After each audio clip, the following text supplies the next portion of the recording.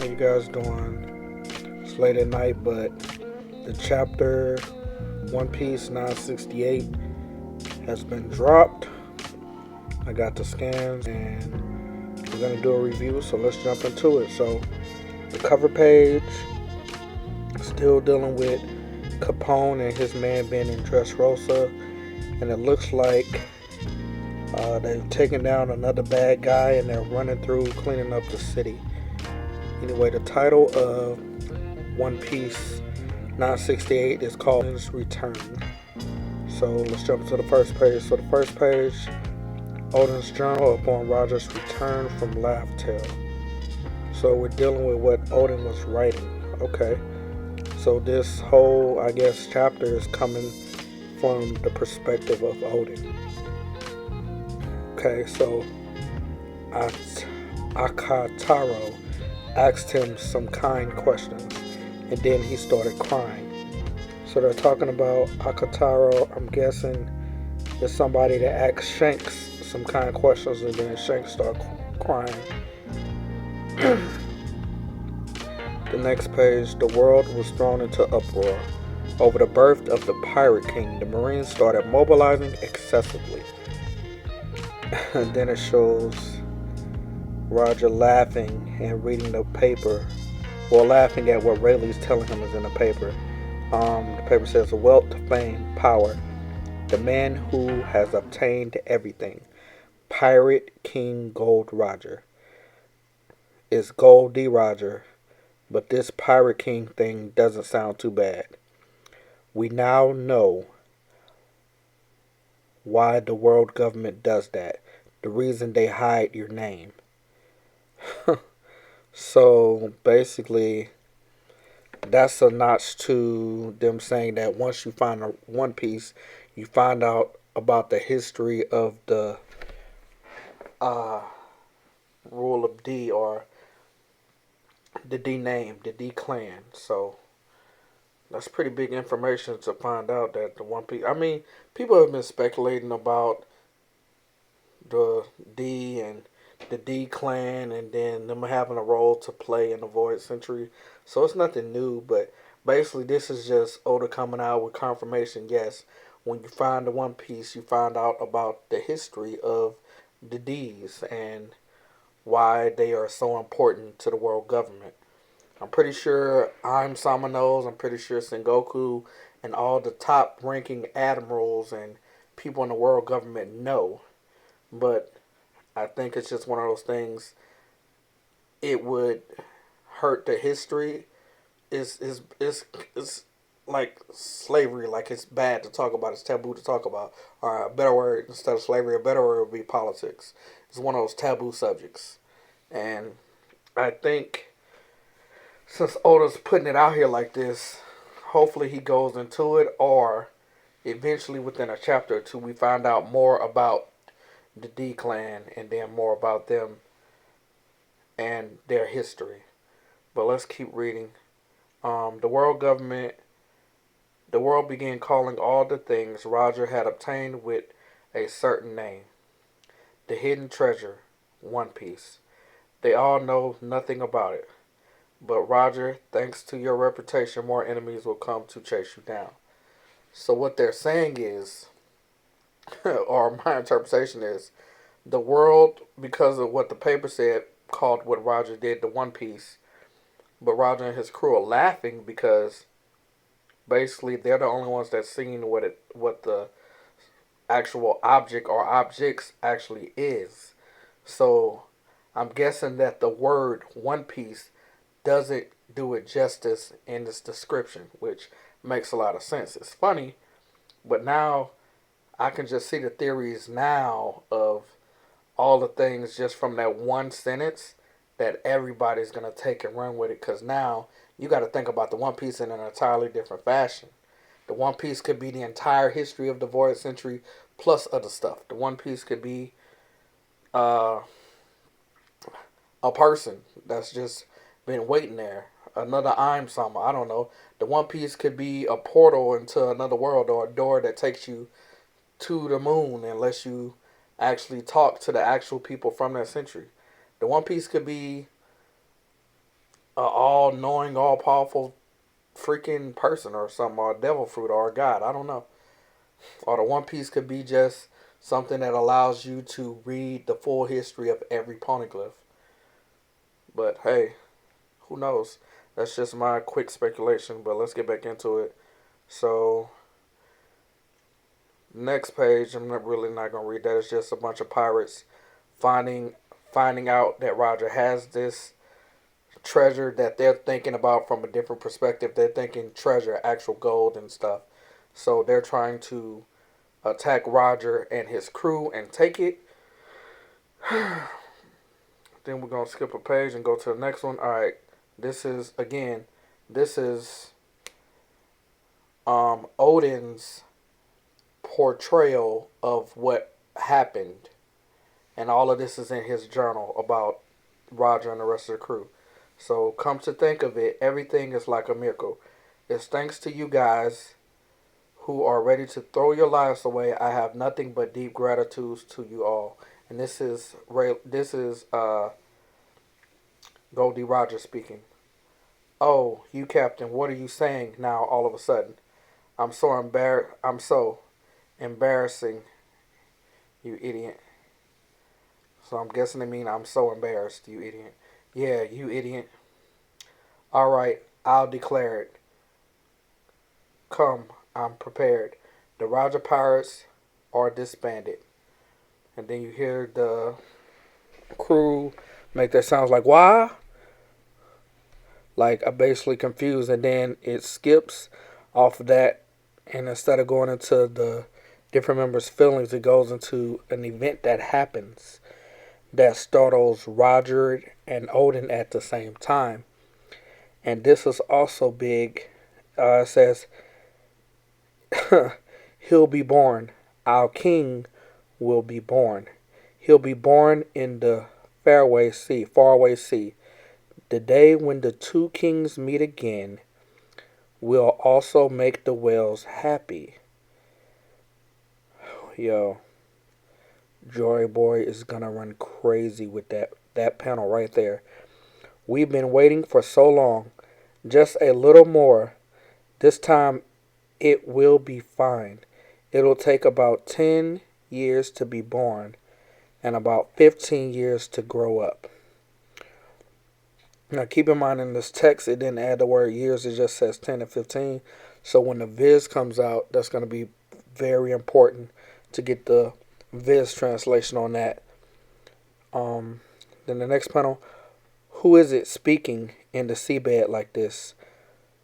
Charlie, when do you think? Okay, so basically that was Roger and Odin hearing it, and it was basically so loud that it was hurting their ears, and they're trying to find out who was speaking. And then it goes to a flashback of when Roger was talking to Shirley. She's she's grown now, but she was the shark from Fishman Island that had the ability to tell the future. And it goes to a flashback to where Roger was talking to her, and she was basically telling him that the mermaid princess would be born, aka Poseidon would be born in 10 years. And he says this voice is apparently the truth, that someone will be born and they will succeed us. But keep in mind, this translation is saying king. I'm guessing the Viz translation is going to say queen. But then again, this conversation was between two sea kings. And also it says two, the day when the two kings meet again. So again, that panel going right after Roger finding the One Piece and then talking about the Ruler D. It leaves a lot to be desired. I hope the Viz translation fleshes that out more, but we'll see. Alright. This next panel is very confusing. We were so fast. The One Piece. Who do you think will find it? Okay. Oh, okay, I understand it now. It's how I wrote. It's how I read it. So we were so fast. Basically, it was Roger having a conversation with Rayleigh, saying that they found it so fast, and then they're talking about who they think will find it next. And Roger says a joke to Rayleigh, basically saying, "My son, of course." All right. Then he said, "From now on," and then they laugh. Then they say, "Good. Let's drink. Let's go to a sea free of those Marines. I get off first. Wish. After that, wish for Odin." So Odin was supposed to be the second person to get off the ship. "I'll meet Whitebeard before I die. I'll send you back to Wano as well." So this was Roger saying his goodbyes to his crew and having a conversation with Odin, telling him that he was gonna talk to Whitebeard before he died and then send uh, Odin back to Wano. No, that guy's always aboard that ship. Please to take care of Whitey Chan. He. Okay. What he said to the Sir Rayleigh, the Dark King. So he talked to Rayleigh. Rayleigh looks like he's crying. Then Roger got off the ship. He got a lot of medicine from Crocus. His disease was already in its late stages. A man's farewell. No one must shed tears. The Pirate King's crew do not shed tears. And then it's a panel with the entire crew crying, and you got Buggy and Shanks right in the front, bawling. You got a panel by itself of just Odin bawling and drooling. It's kind of funny. Next panel, they basically end right back up in Wano country, and says the remains of the ship that has never entered the country because of the unwavering greatness. If you choose, okay, this is Odin speaking. If you choose the wrong rapids, Wano will be impossible to enter. There's a reason why Wano is isolated, but they should keep the borders open until the day that Joy Boy reappears. Wow. So that's basically saying that the borders of Wano have being closed or open has something to do with Joy Boy. To me, that also should tie Joy Boy to what the Sea Kings were talking about when they said when the two kings meet, meaning Joy Boy and I'm hoping they twist that to Queen, but I'm thinking they mean Joy Boy and Shirahoshi. But it could be that the first Poseidon was a dude. I mean, that would make sense to me. Alright. So it shows Odin getting off the ship. He's saying goodbye to the crew, and now the crew's crying because of him. And the first thing he says is, "I'm not going to die." And they're like, "Of course." I left with a smile. "We'll be able to meet again someday." He gets off. "Odin-sama, we missed you. Toki." Toki's the first person to see him. "Momo Nosuke. Hiyori. Me too.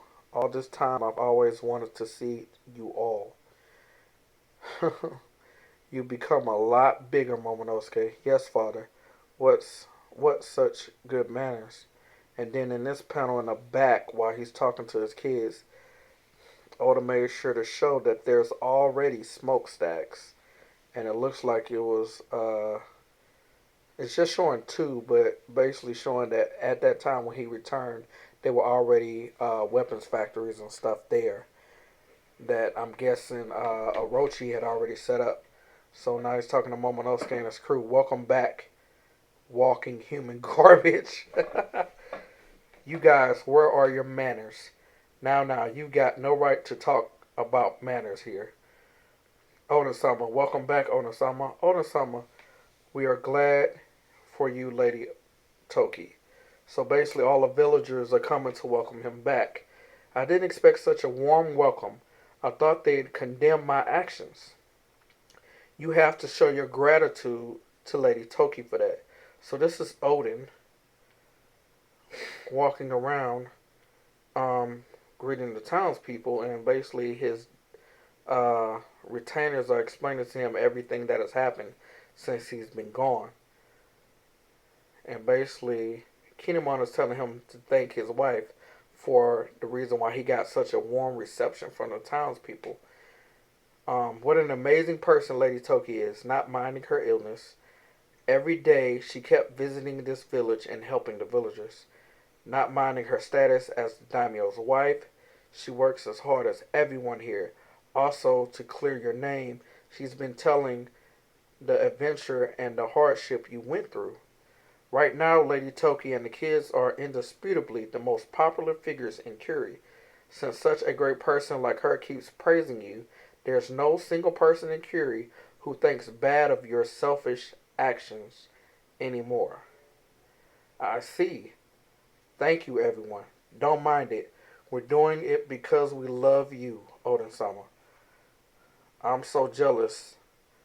I won't be popular. I want to be popular too. It shows his retainers crying. Alright. Kiku, I need to tell you something about Izo. I've heard it from Inu-chan and Neku-chan. It's good as long as he's doing fine, I see. How about Denjiro and Ashura Doji? They went on their own since 1 year ago. Ashura has been protecting this place from Kuri's Yakuza group and mountain bandits. Denjiro is traveling from one place to another, borrowing funds from Kuri and returning them.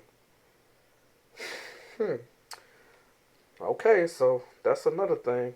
That's another sign showing that Denjiro's not there. So they have been protecting this place from bandits and borrowing funds. I see. It's nice to hear the business is doing fine. Yes, there's one more reason why we are overjoyed by your return. We'd like to tell you everything from the start. Ever since you departed from this country, we somehow have maintained the administrations of this daimyo-less Kuri with the help of its people. Just like what I feared my father's conditions. Wait. Just like what I feared, my father's conditions weren't good. It's too bad I wasn't by his side when he passed. So basically, Oda skipped a lot and it jumped from them telling him everything that happened to him already knowing. The main problem was the next successor for Shogun position for a reason we couldn't understand. Shikiyaki-sama appointed that Orochi. So it basically explained to him that Orochi was appointed. I was thrown into confusion after I heard their story. They said Orochi is like a brother to me. I was only lending him money because he was brought up by Yasu-san. Not to mention that he never returned the money I gave to him. Even more surprising is one of those Kurozumi people to think Kurozumi Orochi of all people was the one appointed as my substitute. So it goes into him giving money to Orochi. Okay. Goes into a flashback. Alright, cool. I'm sure you already saw weird people when you came back here. In each village, several weapon factories have been built, and their job is to observe the villagers working in it. The men were forced to work there by Shogun's orders. All they got was nothing but a little earnings that they couldn't even feed their families with. What? Why did they listen to Orochi? That's because a man called Kaido has been backing him. And that strength indeed, he's worthy being called a monster. So Orochi has been using his power too? Yes, even if people try to fight back. No, Ken, don't say anything about it. No, tell everything to me. So basically, the other retainers were trying to shut up Kinemon, and he told them, no, tell me everything. Raizo, bring Momonosuke-sama and Lady Hiyori outside. Got it. Half a year ago at the weapon factory, a man opposed the manual labor given to him, and then he and his family were executed by Orochi. Under Orochi's continuous violence, we were at the end of our rope. We let our anger take over and began attacking Orochi's residence at the flower capital. But Orochi made a secret move, and at the same time, Kaido and his forces were already at Kuri. They raided this castle. Their target was Momonosuke-sama, who is the next successor of the Kozuki clan. As a result, Kawamatsu and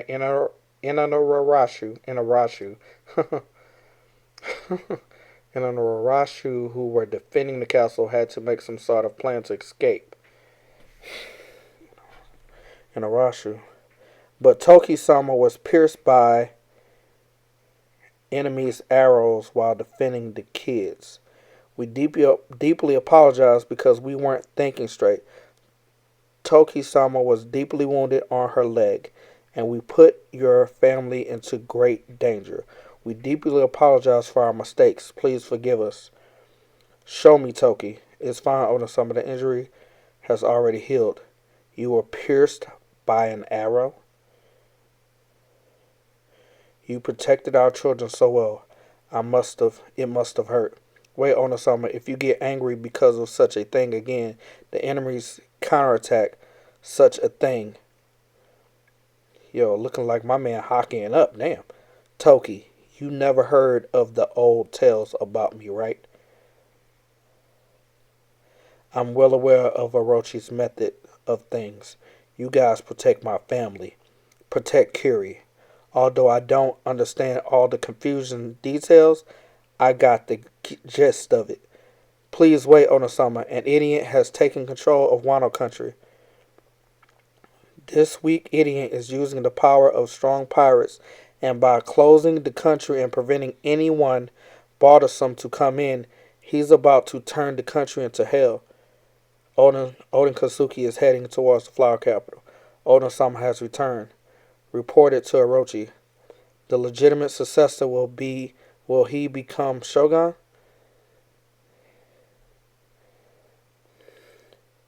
Damn, so my man shows up, he destroys all of Orochi's people in the front.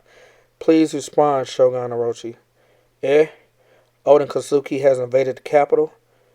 All soldiers were annihilated. Please run away. Wait. Oden. Son Oden, think carefully. If you cut me down, Kaido won't stay quiet. Think about what will happen to the country. First, I'll cut you down.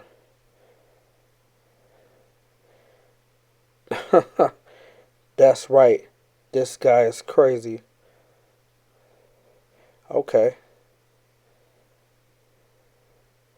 So it ends right there with Oden rushing towards Orochi, about to slice him in half, man, and give him a new one. That's crazy. Okay, this panel, I can't see it too well.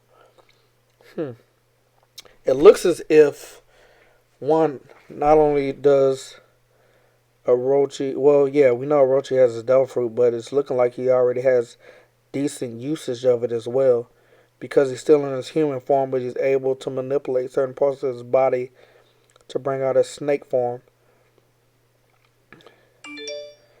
And he scanned a couple people away. Well, a couple people are running from Oden. They ain't running from Orochi. But basically, let's go back, man. Yo.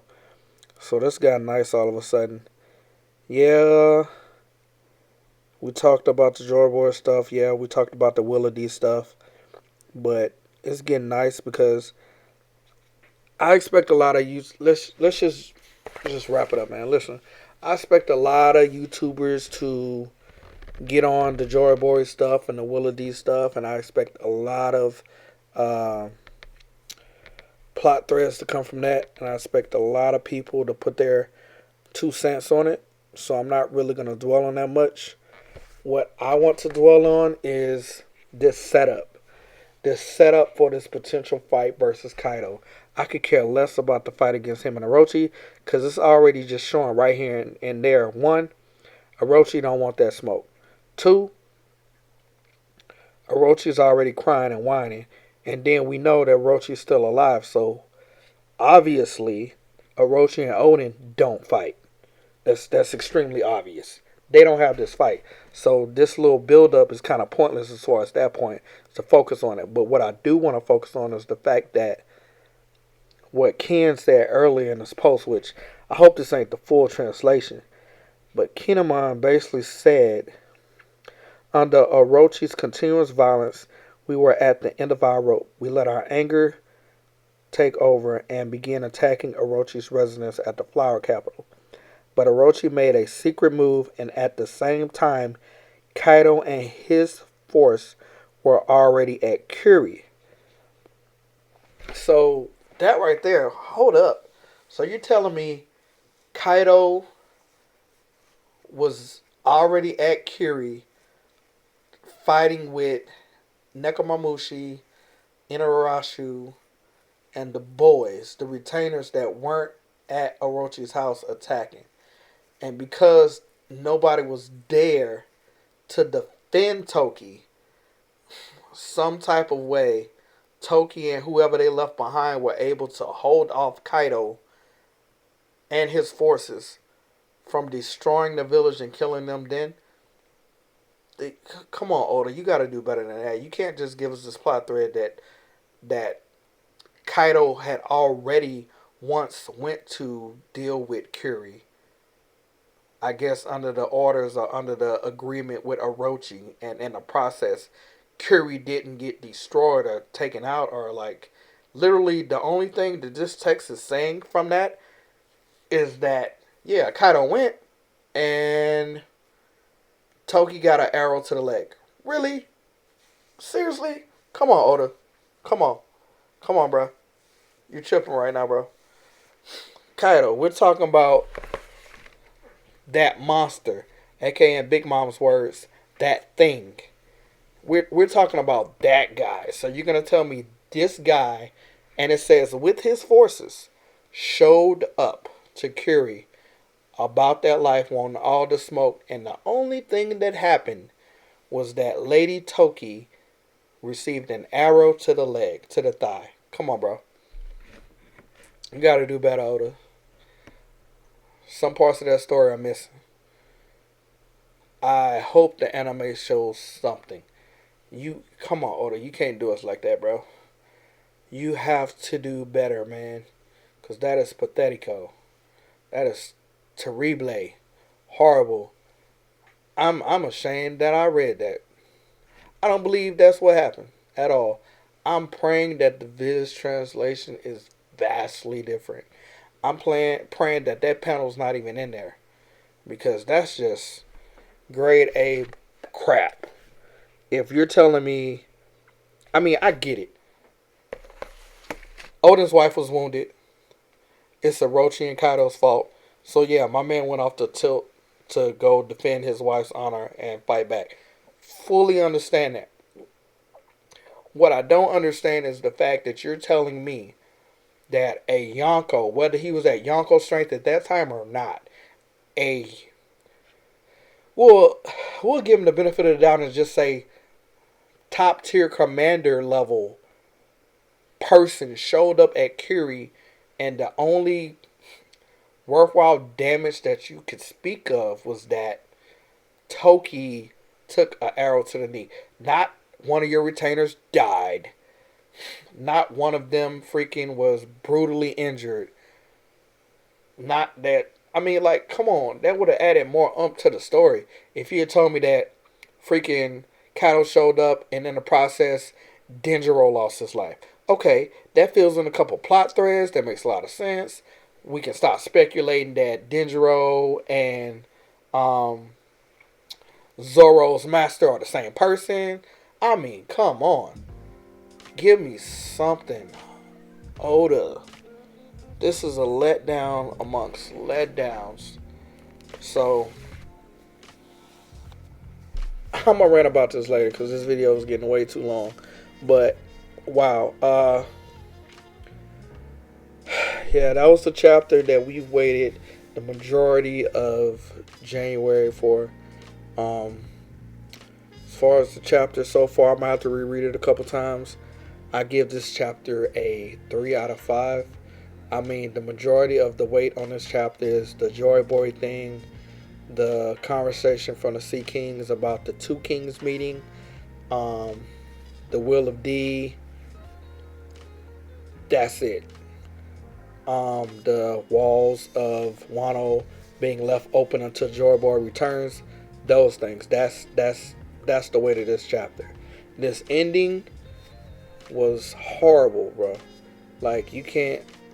Yeah, I'm gonna rant about that later. But thank you guys for listening. Please subscribe, drop a like, use your mouse, like the video. If you dislike the video, drop a dislike. I prefer you guys to comment though.